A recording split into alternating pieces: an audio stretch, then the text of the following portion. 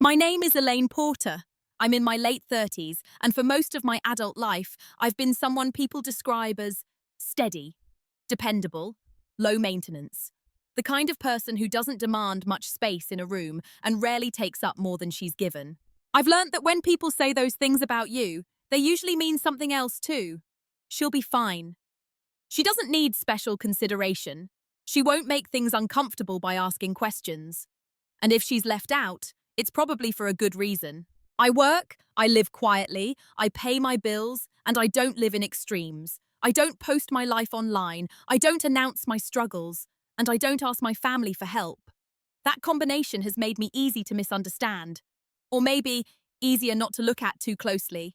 This story isn't about a dramatic betrayal or a single explosive argument. It's about something much quieter. Something that happened slowly enough that, for a long time, even I questioned whether it had really happened at all. It's about the year my parents planned a family trip and decided not to invite me.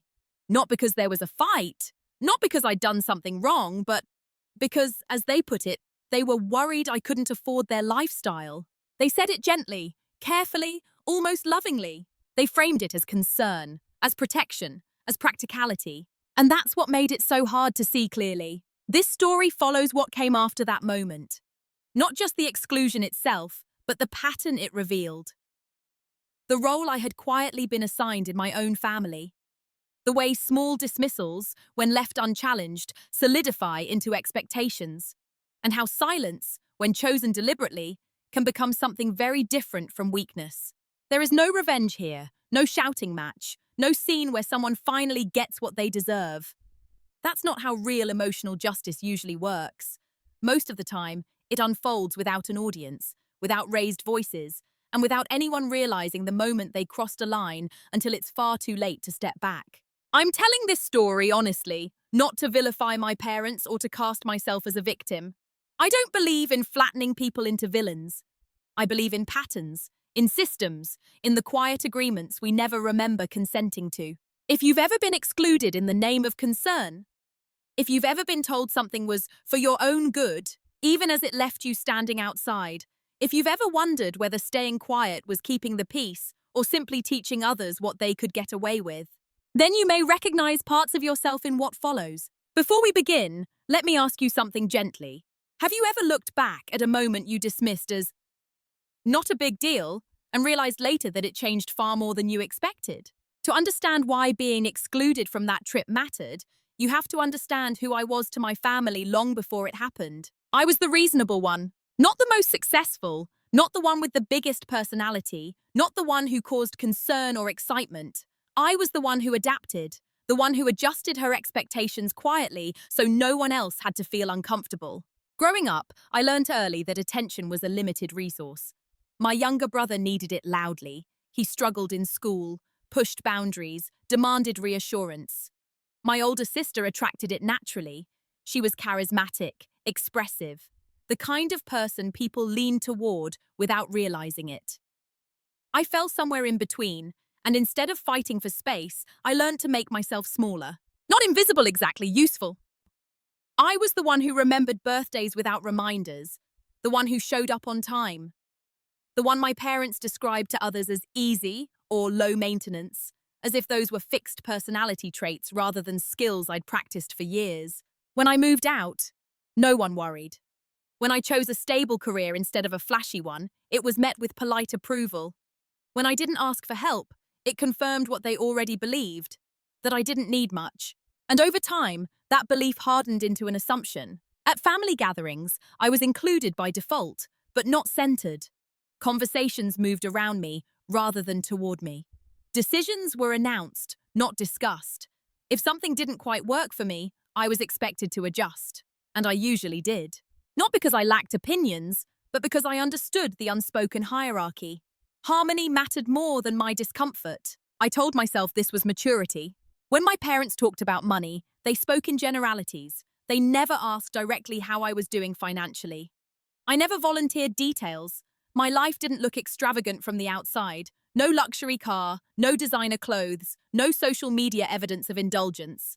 I lived well within my means, by choice, but frugality is often mistaken for limitation. And so a quiet narrative formed around me. Elaine is careful. Elaine doesn't need much. Elaine wouldn't be comfortable with excess. Elaine probably couldn't keep up. No one ever asked if that narrative was true. I noticed it in small ways. The way my parents hesitated before suggesting restaurants, the way they framed invitations with disclaimers, was as if preemptively managing my reaction. "It's a bit pricey," they'd say, watching my face carefully. And I'd smile and say it was fine, because it was. What I didn't realize then was that every reassurance I gave was being filed away as confirmation. I wasn't seen as someone with agency. I was seen as someone to be managed. Still, I didn't resent them. That's important to say. I loved my parents. I understood them as people shaped by their own anxieties and assumptions. I believed good intentions mattered more than precision. So when they spoke about future plans, retirement travel, upgraded experiences, doing things properly this time, I listened with interest, not suspicion. I assumed family meant inclusion unless stated otherwise. What I didn't yet understand was that, in their minds, inclusion had conditions. Unspoken ones, financial one, lifestyle one. Once I had never been invited to negotiate. To them, I was not the daughter who might choose differently. I was the daughter who might struggle quietly if included. And in their attempt to be considerate, they made a decision about me, without me. At the time, I still believed that being adaptable was a virtue that protected relationships. I hadn't yet seen that adaptability, when it's one-sided, teaches people something dangerous. It teaches them you'll accept whatever shape they assign you. I was about to learn that lesson fully. Not through cruelty, not through confrontation, but through a sentence delivered softly, with a smile, under the banner of care. And once you hear a sentence like that, you can never unhear what it reveals. The first time I realized something had shifted, it didn't feel like a wound. It felt like an awkward pause. One of those moments you replay later, not because it was dramatic, but because it didn't sit quite right. We were having dinner at my parents' house. Nothing formal, just a quiet Sunday evening. My sister was there with her husband. My brother joined late, and the conversation drifted the way family conversations do, circling familiar topics before landing somewhere new. That's when my mother mentioned the trip. She said it casually, almost offhand. A resort. Overseas. Something they'd been planning with my sister's family for months. She described the view, the activities, and the pace. Everyone reacted with interest, adding details, asking questions. I listened, smiling, assuming, without thinking, that this was the first time I was hearing about something I would eventually be invited into. Then there was a pause. Not a dramatic one. Just a brief hesitation where my mother glanced at my father and then back at me. She cleared her throat and said, "We didn't want to put you in an uncomfortable position." I remember the exact phrasing because it struck me as oddly formal for a family dinner. She went on quickly, filling the space. "It's become a bit of a higher-end trip. We just didn't want you to feel pressured, financially." No one looked at me directly after that. Not in a deliberate way, more like a collective instinct to keep things smooth. I nodded. I even laughed softly. I said something neutral, something reassuring. "Oh, that makes sense. Don't worry about me." The conversation moved on immediately. That was the first cut. Not because I was excluded. Exclusion on its own can be disappointing but understandable. The cut came from the assumption beneath it that I couldn't decide for myself what I could afford, that my presence required accommodation, that my comfort depended on their preemptive judgment. I told myself they meant well. I told myself this was about logistics, not value. I told myself it wasn't personal. But something in me went quiet after that. Later that night, alone in my apartment, I replayed the moment. Not angrily, carefully, like reviewing footage to understand a detail I'd missed. No one had asked me anything. No one had said, "Would you want to come?" No one had said, "How would you feel about it?" No one had said, "We'd love to have you there." They had simply decided. What made it harder was how gentle it all was. There was no malice to push against, no sharp edge to justify anger, just a concern, soft words, protective language. Exclusion disguised as care is disorienting that way. If you object, you sound ungrateful. If you question it, you seem defensive. And if you accept it quietly, as I did, it becomes evidence that the decision was correct all along. I didn't tell anyone how it felt. Not my friends, not my family. I didn't even fully articulate it to myself. I filed it away under things that happen and went on with my life. But something had changed. In the weeks that followed, I noticed how often similar language appeared. My parents would talk about the trip in front of me, but with qualifiers. They'd say things like, "It's probably not your kind of thing," or "You'd hate how expensive everything is." Each time I smiled, each time I stayed quiet. Each time, a line was being drawn a little more clearly. The cut didn't bleed, it didn't ache, but it marked something. It marked the moment I realized that in my family, my silence wasn't just being respected, it was being used. After that dinner, nothing outwardly changed, and that, in some ways, was the most unsettling part. Life continued with its usual rhythm. Work deadlines, weekend errands, occasional family calls. If I hadn't been paying attention, I could have convinced myself the moment had never happened at all, that it was a misunderstanding, a one-off comment poorly phrased. But subtle shifts have a way of repeating themselves when left unexamined. The trip came up more often, not in a celebratory way, more like background noise, logistics, booking details, small complaints about schedules and costs. My parents didn't hide the conversation from me, but they didn't include me in it either. I was present, but functionally irrelevant. At first, I treated it as temporary. I assumed there would be a follow-up, a check-in, a moment where someone would say, "We should ask Elaine what she thinks." That moment never came. Instead, the framing solidified. My mother would say, "It's just easier this way." My father would add, "We didn't want you stressing about money." They spoke as if they were doing me a favor, and because I didn't challenge that narrative, it became the official version of events. I started noticing how often this pattern showed up in other areas. Decisions about holidays were made before I was consulted. Family plans were arranged around everyone else's preferences with the quiet assumption that I would adapt. If I mentioned an inconvenience, it was met with surprise, as if my comfort hadn't been considered because it was assumed to be flexible. And I allowed it. Not because I didn't feel the sting, but because I had spent years equating emotional maturity with emotional silence. I believed that being understanding meant absorbing discomfort without comment. I told myself this wasn't disrespect. It was efficiency, familiarity, the result of people knowing me well enough to predict my reactions. But prediction, when unchecked, becomes a limitation. There were moments I could have spoken up. Small ones, casual ones. I could have said, I actually would have liked to be asked. I could have said, "I can decide what I can afford." I could have said, "Please don't assume for me." I didn't. Part of me feared making it awkward. Part of me didn't want to seem defensive or materialistic. And part of me still believed that if I stayed reasonable, things would balance out naturally.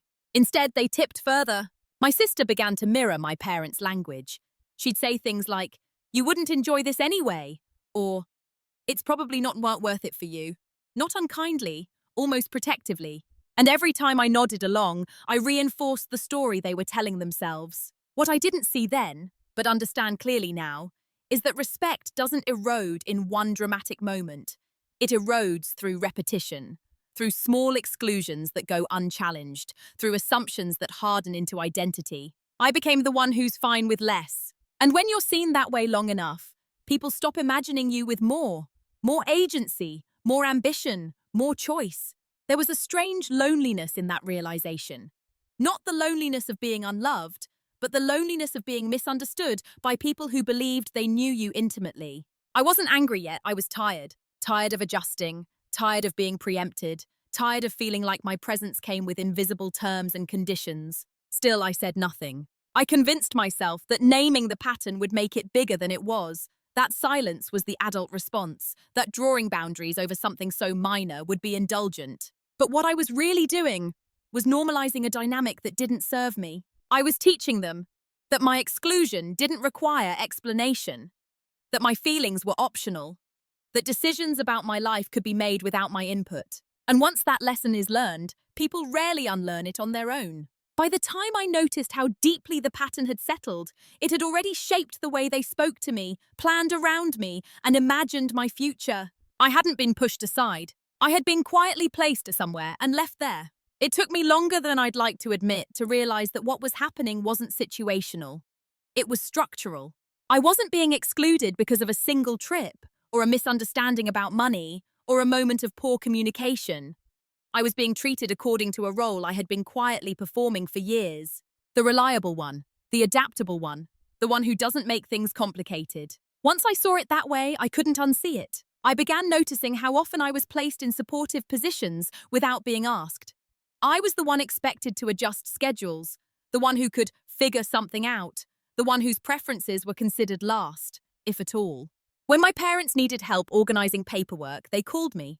When something needed researching, comparing, or handling calmly, it came to me.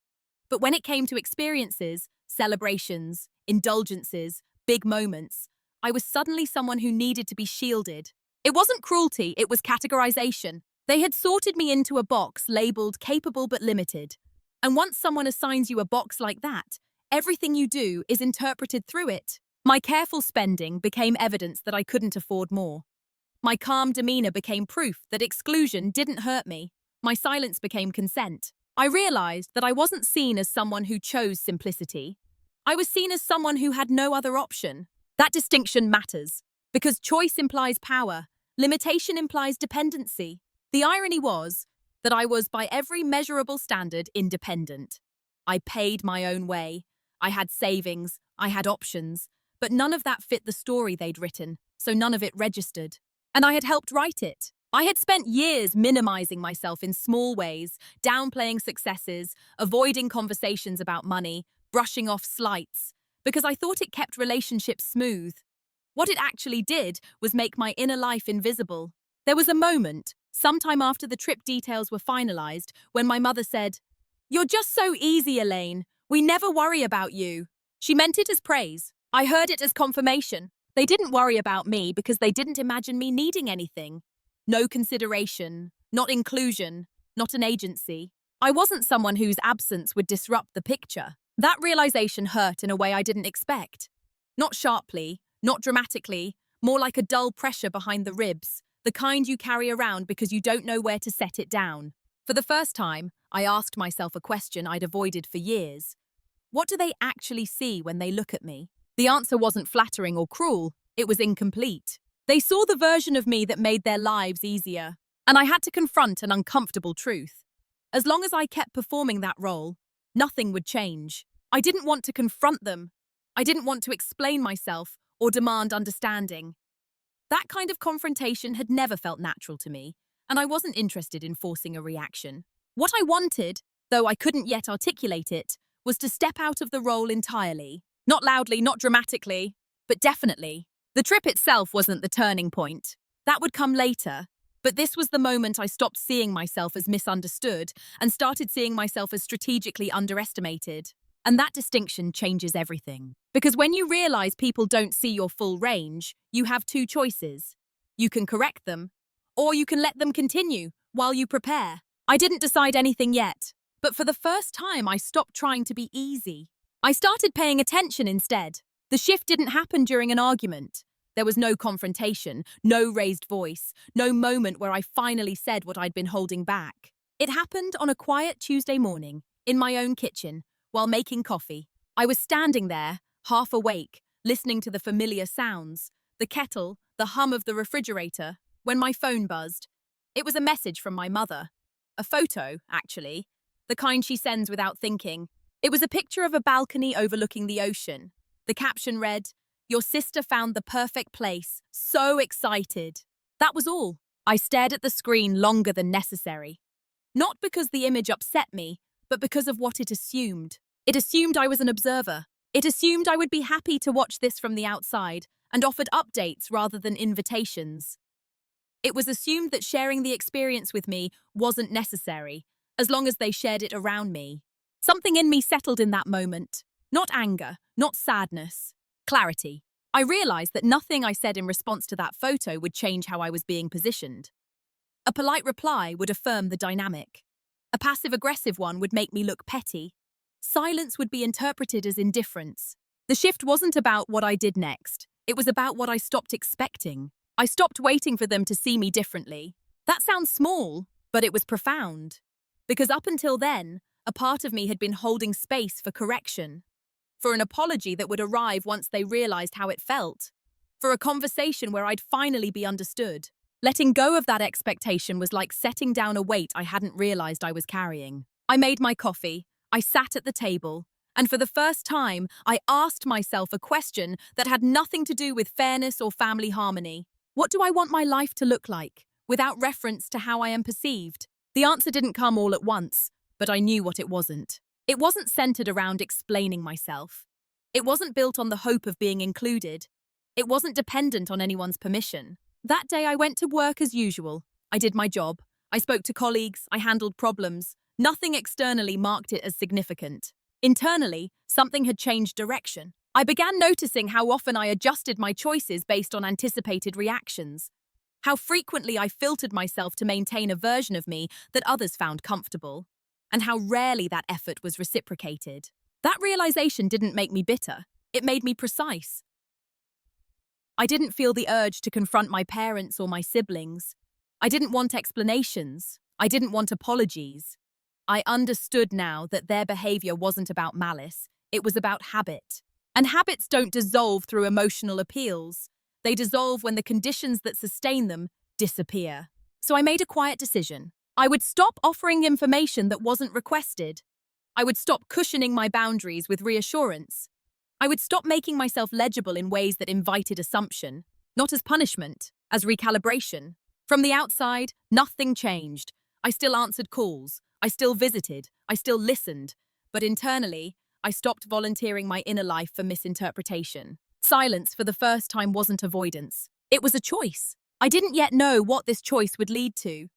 I didn't have a plan. I wasn't preparing a reveal. I was simply reclaiming something I'd given away too easily. The right to define myself without negotiation. And once you take that back, you don't need to announce it. People feel it later. After that morning, my silence changed texture. Before, it had been soft, reactive, accommodating, shaped by the desire to keep things smooth. Now it was deliberate, contained, observant. From the outside, nothing looked different. That was the point. I still answered my parents' calls. I still showed up for birthdays and holidays. I still listened when they talked about the trip, about plans, about expenses and schedules. But I stopped filling in the gaps for them.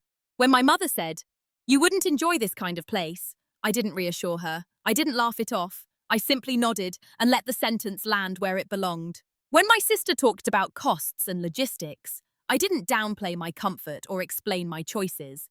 I let her assumptions exist without confirmation. This unsettled them in small, almost imperceptible ways. They were used to me smoothing edges, translating discomfort into ease. Without that buffer, their words hung in the air longer. They had to sit with what they were implying. Still, no one addressed it directly. Silence has a way of being misread when people are accustomed to your compliance. My parents interpreted my restraint as agreement. My siblings took it as disinterest. Everyone assumed I was fine, because that was the role they knew. And I let them, not out of spite, out of strategy. I was learning something important in those months. People rarely listen when you correct them verbally, but they pay close attention when your behavior no longer supports their narrative. I began to redirect my energy elsewhere. I focused on my work with renewed precision. I took on projects that required long-term planning and quiet negotiation. I documented everything: decisions, timelines, commitments, not because I anticipated conflict, but because clarity had become a form of self-respect. I also stopped explaining my financial choices. If I booked a trip of my own, I didn't announce it. If I invested in something meaningful, I didn't justify it. I allowed my life to exist without commentary. That was new for me. At family gatherings, I noticed how often people spoke about me rather than to me. Elaine's always been practical. She's not into that kind of thing. These statements were floated without being checked. And each time I felt a quiet steadiness. I no longer needed to interrupt the story they were telling, because I wasn't living inside it anymore. The trip eventually happened. They sent photos. They shared anecdotes. They described the experience in detail, as if including me in the retelling compensated for my absence. I listened politely. I asked questions when appropriate. I didn't reveal how distant it all felt. That distance wasn't resentment. It was detachment. For the first time, I saw my family not as an authority on who I was, but as a group of people operating within a shared set of assumptions I was no longer obligated to maintain. The most surprising part was how quickly my silence was reinterpreted. When I stopped self-deprecating, my calm was read as aloofness. When I stopped over-explaining, my restraint was read as secrecy. When I stopped accommodating, my boundaries were mistaken for withdrawal. They sensed a change, but misidentified its cause. And that misreading gave me space. Space to observe. Space to prepare. Space to decide what mattered enough to address and what didn't. I wasn't planning a confrontation. I wasn't gathering ammunition. I was simply allowing reality to unfold without interference. There's a particular kind of power in that. When you stop reacting, people reveal themselves more clearly. They show you what they expect from you, what they take for granted, what they assume will always be available. I was watching closely now, not to judge, but to understand. While my family continued to interpret my quiet as passivity, something else was happening. Slowly, methodically, and entirely out of their view. I was preparing, not for revenge, not for confrontation, but for independence in its truest form, the kind that doesn't require recognition to exist. I've always been someone who plans ahead. That hadn't changed. What changed was why I was planning. Before, my preparation was about stability, making sure nothing collapsed if I wasn't there to hold it together. Now, it was about optionality, about ensuring that every major aspect of my life could move without friction, explanation, or permission. I started by reviewing things I had let drift into shared assumptions, family obligations, informal expectations, unspoken dependencies. I noticed how often I was the quiet fallback, the one who handled administrative tasks for my parents, the one who knew where documents were stored, the one who could be relied on to figure it out when something went wrong. None of this had been formalized. That was the problem. So I began documenting. Not in a dramatic way, just creating clarity where there had been confusion.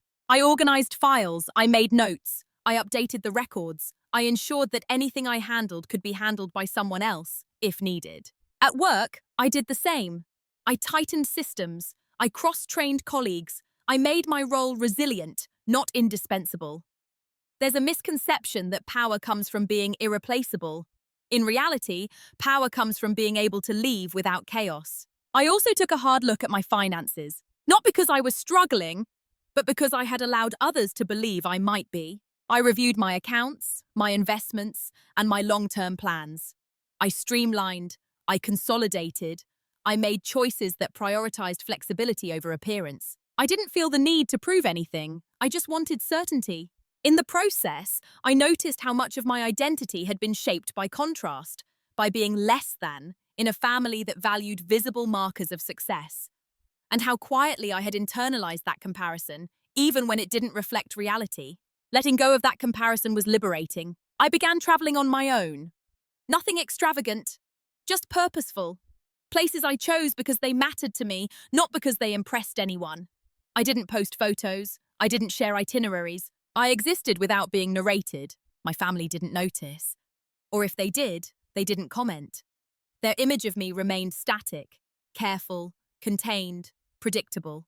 That misalignment worked in my favor, because when people believe they understand you completely, they stop paying attention. I also started noticing patterns in how my parents spoke about money, legacy, and future plans. Offhand comments, casual assumptions, things they said because they believed everyone in the room shared the same understanding. They spoke as if certain outcomes were guaranteed, as if certain roles would remain filled, as if proximity and obligation were permanent. I listened. I didn't correct them. I was learning where expectations were strongest and where they were most fragile. None of this felt dramatic. It felt calm, almost clinical. I wasn't angry. I wasn't hurt anymore. I was curious. There's a clarity that comes when you stop needing validation, when your actions are no longer shaped by the hope of being seen differently. I realized then that the most significant changes in power dynamics often happen long before anyone notices the effects. They happen in quiet rooms, in spreadsheets and documents, in decisions made without witnesses. My family thought nothing was happening because nothing was being announced. But I was no longer organizing my life around being included. I was organizing it around being free. And when freedom becomes the priority, a lot of things rearrange themselves naturally. I didn't know yet how or when any of this would surface. I wasn't anticipating a moment of reckoning. I just knew that whatever came next, I would not be caught unprepared. The reveal didn't come with a shock or a surge of adrenaline. There was no sudden discovery, no dramatic document pulled from a drawer. It arrived the way most truths do, gradually, and then all at once. I was reviewing paperwork one evening, something I did periodically out of habit. Old files, updated records, notes I'd made over the years. It wasn't a task driven by urgency, just maintenance. The kind of quiet work that rarely feels important until it is. As I cross-checked information, a pattern emerged that I hadn't fully acknowledged before. I wasn't just independent. I was structurally separate. My finances, my legal standing, my professional obligations, none of them were entangled with my family in the way I had subconsciously assumed. There were no shared accounts, no dependencies, no obligations that required proximity or ongoing involvement. What remained were expectations. Emotional ones, informal ones, the kind that persist only as long as you continue to honor them. And I realized something else. Many of the roles I played were not reciprocal. I contributed time, organization, and reliability. I offered support without fanfare. But when it came to inclusion, consideration, or shared decision-making, those things flowed in one direction. That imbalance wasn't intentional, but it was real. The clarity hit me not as betrayal, but as relief. I had leverage not over them, but over my own life. For years, I had operated as if family dynamics were fixed structures, as if roles once assigned were permanent, as if challenging them required conflict or rupture. What I saw now was simpler. Roles persist because they're maintained, and I was the one maintaining mine. I didn't feel the urge to expose this realization.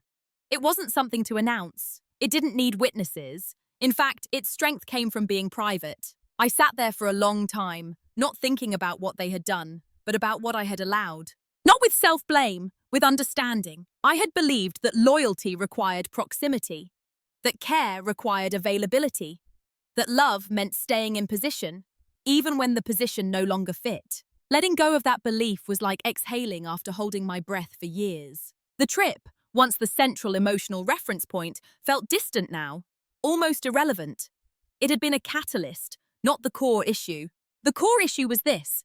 I had been living as if inclusion was something granted to me, rather than something I could choose to step away from. I didn't want to punish anyone. I didn't want to confront them with spreadsheets or explanations. I wasn't interested in proving that I could afford their lifestyle. That was never the point. The point was that my worth, my presence, did not require financial justification. And I no longer needed to be present where I was only conditionally valued. The realization brought with it a surprising calm. Not empowerment in the dramatic sense, just steadiness. I began asking myself different questions. What would it look like to stop being available by default? What obligations were real and which were assumed? What relationships felt mutual and which relied on my silence? These questions didn't demand immediate answers. They guided decisions quietly. I started saying I can't without explanation. I started letting calls go to voicemail. I started choosing how and when I engaged. Nothing exploded, but things shifted. People notice when access changes, even if they don't understand why. The reveal wasn't about discovering a secret. It was about recognizing that I had options, and that I didn't owe anyone continued access to a version of me that no longer existed. I didn't celebrate this realization. I didn't feel triumphant. I felt clear. And clarity, once established, has a way of shaping everything that follows. Clarity eventually asks something of you. It's one thing to understand a dynamic. It's another to decide what you're going to do with that understanding. For a while, I stayed in observation mode, letting the new awareness settle without forcing a conclusion. But there comes a moment where not choosing is still a choice. Mine arrived quietly, during a phone call with my father. He was talking about the future in that abstract way people do when they assume the shape of things won't change. Mentions of holidays, of logistics, of when we all get together. He spoke as if my role was a constant variable, present, available, unexamined. At one point, he said, "You'll handle that part like you always do." It wasn't a request, it was an assumption. And in that moment, I saw the path forward with surprising clarity. I had 3 options. I could confront them. Lay everything out. Explain how the exclusion had felt, how the assumptions had accumulated, how the role I'd been placed in no longer fit. That path might bring understanding, or it might bring defensiveness, denial, and months of emotional labor. I could continue as I was, maintain the adjusted silence, accept the limited version of inclusion they offered, preserve harmony at the cost of self-erasure. Or I could change my behavior decisively, without announcement, without justification, and allow the consequences to unfold naturally. Only one of those options aligned with who I was becoming. I chose the irreversible one. Not because it was harsh, but because it was honest. I decided to step out of the default role entirely. That didn't mean cutting contact. It meant removing myself from automatic availability. It meant no longer being the unseen infrastructure holding things together. I stopped preemptively solving problems. I stopped managing family logistics. I stopped positioning myself as the reliable constant. When asked directly, I responded clearly, but briefly. I didn't explain my reasoning. I didn't soften my answers. I'm not able to take that on. That won't work for me. I've made other plans. Each time I said it, there was a pause on the other end of the line. Not anger, confusion. They weren't used to this version of me. What I didn't do was justify myself. Justification invites negotiation. Negotiation invites erosion. I wasn't interested in either. This decision felt irreversible because it wasn't about one event or one boundary. It was about changing the foundation on which the relationship rested. I knew that once I stopped fulfilling the role they relied on, they would feel the absence. Not immediately, not dramatically, but gradually, in the small moments where my quiet labor had once filled gaps. I accepted that. I also accepted that they might misinterpret my actions. They might see distance where there was simply autonomy. They might feel hurt. They might feel confused. I couldn't control that. What I could control was whether I continued living in a shape that no longer reflected me. The decision wasn't accompanied by fear or relief. It was accompanied by resolve. I didn't need them to understand right away, or ever. I just needed to act in alignment with the clarity I'd earned. And once that decision was made, the rest was simply execution. After the decision, I didn't feel lighter. I felt steadier. There was no rush to act, no urge to make a statement.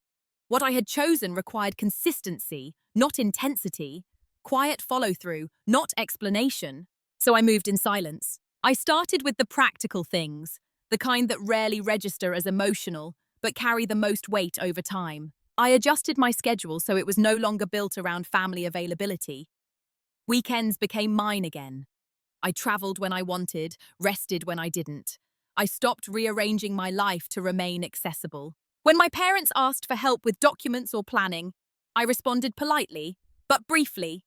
Sometimes I declined, sometimes I delayed. I let them feel the friction of handling things themselves, not as punishment, as reality. I noticed how often they'd relied on me without realizing it. How many systems did I quietly support? When those supports were removed, even gently, things didn't collapse, but they slowed. And in that slowing, awareness began to form. I also formalized boundaries that had previously existed only as feelings. I changed how I communicated. No more immediate replies, no more preemptive check-ins. I allowed space to exist without filling it. At work, similar changes were happening. I finalized plans that had been in motion for months, projects that strengthened my position, opportunities that increased my flexibility. I didn't broadcast these moves. There was no need. The fewer people who know, the fewer assumptions they make. I also took care of things I'd postponed out of convenience. Updated beneficiaries, reviewed long-term plans, clarified responsibilities. These weren't dramatic acts. They were acts of alignment. What surprised me most was how little resistance there was at first. People tend not to notice absence immediately. They notice disruption only after it repeats. The first time I said no, it was treated as an exception. The second time was an inconvenience. The third time, as a change. Questions began to surface. My mother asked if everything was okay. I said yes. My sister asked if I was upset about something. I said no. Both answers were true. I wasn't upset. I wasn't unwell. I wasn't withdrawing. I was simply no longer performing. They tried, tentatively, to re-establish the old rhythm. Invitations framed as obligations. Requests softened with familiarity. I responded consistently. Calm, brief, unnegotiable. And because there was no emotional escalation, there was nothing to argue against. Silence, when paired with consistency, is difficult to challenge. There were moments of doubt. Quiet ones. Late at night, when I wondered if I was being too distant. If I were creating unnecessary distance. If this were to lead to misunderstandings I couldn't undo. But each time, I returned to the same truth. Closeness that depends on self-erasure isn't closeness. I wasn't disappearing. I was redefining proximity. The consequences hadn't fully arrived yet. That would come later. For now, there was only the slow recalibration, the subtle rebalancing of expectations. I stayed grounded in my choice. I didn't look for validation. I didn't wait for acknowledgement. I trusted that clarity didn't need an audience. And as I moved forward, quietly and deliberately, I knew one thing with certainty. Whatever happened next, it would be based on who I actually was, not who they'd assumed me to be. The consequences didn't arrive with confrontation. They arrived in confusion. At first, it showed up in small ways. Missed details, delayed plans, minor frustrations that no one could quite place. Things that had always run smoothly began to feel less efficient. My parents started calling each other more often, trying to coordinate things I'd once handled quietly. My sister mentioned how complicated planning had become lately. My brother forgot deadlines he used to rely on me to remind him about. None of them said my name in those moments, but I was present in the absence. What surprised me was how quickly the narrative shifted. Instead of acknowledging that I'd stepped back, they framed the change as circumstantial. Everyone was busy. Things were just harder lately. No one connected the dots out loud. That's another thing about quiet roles. They're most visible only when they're gone. There was a family gathering a few months later. Nothing formal, just a casual dinner. I arrived on time, greeted everyone, and took a seat. I didn't take charge of anything. I didn't organize. I didn't anticipate needs. And I watched. The evening felt disjointed. Conversations overlapped. Small logistics, who was bringing what, when things were ready, fell through the cracks. It wasn't a disaster, just noticeably less seamless. My mother looked tired. At one point, she said, almost to herself, "We're just not as organized as we used to be." I said nothing. Later, my sister pulled me aside and asked, carefully, "You've been kind of distant lately. Is everything okay?" Her tone wasn't accusatory. It was uncertain. I met her eyes and said, "I'm doing well." She nodded, clearly unsure what to make of that. They felt the loss before they understood it. And when people feel loss without context, they often interpret it as withdrawal, punishment, or emotional distance. They didn't see it for what it was, a redistribution of energy. I hadn't taken anything from them. I had simply stopped giving it away by default. The more consistent I remained, the more the consequences accumulated. Not dramatically, subtly. Plans took longer. Decisions required more discussion. Emotional labor that had once been outsourced quietly returned to the group. There was discomfort in that. I noticed a shift in how they spoke to me. A new attentiveness, a slight caution, as if they were recalibrating their approach without knowing what had triggered the need. They were responding to the absence of something they had never named. And still I didn't explain, not because I wanted them to struggle, but because explanation would have allowed them to reframe the issue as temporary, fixable, or emotional. This wasn't temporary. This was structural. The consequences were doing what words never could, making the invisible visible. And as they began to feel the impact, I remained steady, present but not compensating, engaged but not absorbing. For the first time, the dynamic was no longer tilted entirely in one direction. They hadn't lost me. They had lost access to a version of me that no longer existed. There's a moment in every long-standing dynamic when people sense that something has shifted too far to simply be reset. They may not understand it yet, but they feel the tension, the quiet realization that the old shortcuts no longer work. That's when the attempts to fix things begin. For my family, it started subtly. Invitations became more frequent. Check-ins arrived without a clear reason. My mother called just to ask how I was doing, her voice carrying a careful warmth that hadn't been there in a while. They weren't wrong to notice the distance. They were wrong to think it could be bridged by gestures alone. My parents began suggesting plans that included me again. Casual, low-stakes things. Dinners, short trips, offers framed as openness rather than assumption. It might have worked earlier, before clarity, before the decision point. But by then, something fundamental had changed. I no longer measured closeness by inclusion alone. I measured it by the agency. When my mother said, "We should all do something together soon," I didn't rush to agree. I considered whether I wanted to, whether the invitation came with the same assumptions as before. Often I declined. Not coldly, not defensively, simply honestly. I already have plans. That doesn't work for me right now. Each refusal landed heavier than the last. I could sense the confusion growing, the quiet panic beneath the politeness. They were trying to restore a balance without understanding what had caused the imbalance. My sister tried a different approach. She brought up the trip. She said, "We didn't mean to hurt you. You know that, right? We just thought you might feel uncomfortable." It was the closest anyone came to naming the original wound. I listened. I didn't interrupt. When she finished, I said, "I understand what you thought. Not what you did. What did you think?" There was a difference. She waited, as if expecting more. An explanation, a reassurance, a signal that this conversation would repair something. It didn't, because by then, repair wasn't the goal. I wasn't interested in retroactive inclusion or softened narratives. I wasn't looking for them to rewrite the past in gentler language. What I needed, what I had already given myself, was freedom from the role that made such explanations necessary in the first place. They tried, in their own ways, to step closer, but they were stepping toward an old version of me. And that version was no longer available. The hardest part wasn't saying no. It was watching them realize, slowly, that there was no version of the conversation that would restore the dynamic they were used to. No apology that would rewind time. No invitation that would undo the pattern. No reassurance that would put me back in position. They hadn't crossed a single line. They had crossed many small ones. Never noticed. By the time they reached for me differently, I had already moved. Not away from them, but toward myself. And that movement, once made, cannot be reversed. The confrontation, when it finally came, didn't look like one. There was no raised voice, no tears, no dramatic unveiling of grievances that had been rehearsed in private.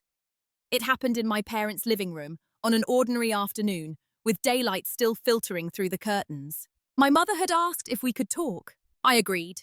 We sat across from each other, hands wrapped around cooling cups of tea. My father was there too, quiet, observant. The atmosphere wasn't tense so much as uncertain, as if they were approaching something fragile without knowing where it might crack. My mother began carefully. "We feel like we've lost you a little," she said. "You're still here, but not in the same way." I nodded. "Not in agreement, in acknowledgement." She continued, choosing her words with care. She spoke about how things felt different, how I seemed more distant, how they weren't sure what they'd done wrong, but they sensed something had changed. I let her finish. Then I spoke calmly without rehearsed emotion. "I haven't gone anywhere," I said. "I've just stopped filling a role that didn't fit me anymore." There it was. No accusation, no catalogue of past moments, just a statement of fact. They looked at me, waiting. So I added gently, "For a long time, decisions were made about me instead of with me. Not out of cruelty, out of assumption. I adapted to that, and eventually, adapting stopped feeling honest." My father shifted slightly, as if preparing to respond, but I continued, not to dominate the conversation, but to finish the thought cleanly. "I don't need explanations or apologies," I said. "I'm not upset. I just don't want to live inside assumptions anymore." There was silence after that. Not defensive silence, processing silence. My mother's eyes softened, but she didn't rush to fix anything. That was new. She asked, "What do you want from us now?" It was an honest question, and I answered honestly.